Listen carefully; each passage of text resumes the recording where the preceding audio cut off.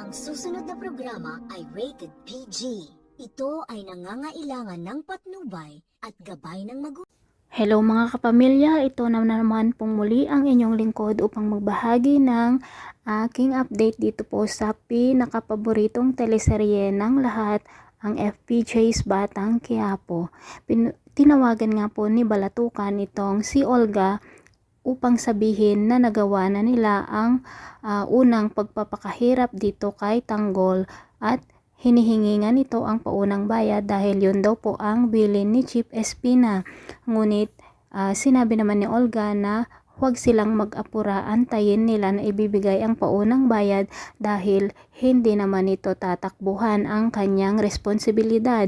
At sinabi pa ni Olga na gusto nga niyang mapatunayan kung totoo talaga ang sinabi ni Balatukan na pinahirapan nila itong si Tanggol, kung kaya't nakipagkita nga po si Olga o si Beng dito kay Balatukan sa isang restaurant kung saan may video itong si Balatukan na pinakita dito kay Olga. Samantala, lingid sa kaalaman nila, may kaibigan pala si Marites at Tinding na nakakita dito kay Beng habang pinapanood nga po ang video na iyon, at nagtaka nga po ito kung bakit nakipagkita si Beng dito kay Balatukan, at dito na nga po naghinala ang kaibigan nila Marites at Tinding. Samantala, tuwang-tuwa naman po si Mokang dahil sa opportunity na sinabi ni Ramon sa kanya na papag-aralin niya muli ito dahil nga po gusto talagang makapagtapos ng pag-aaral itong si Mokang, kung kaya't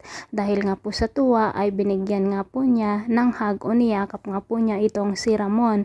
Tuwang-tuwa naman po si Ramon dito sa naging reaksyon ni Mokang dahil nga po nararamdaman niya na unti-unti nang natututunan na mahalin ni Mokang itong si Ramon o si Alberto.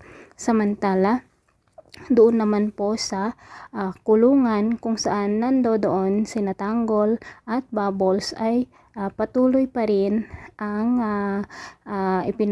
ipinapakita ni Bubbles na meron siyang pagtingin dito kay Tanggol. Ito naman pong si Pong ay talagang patuloy pa rin ang pagsiselos niya dito kay Tanggol.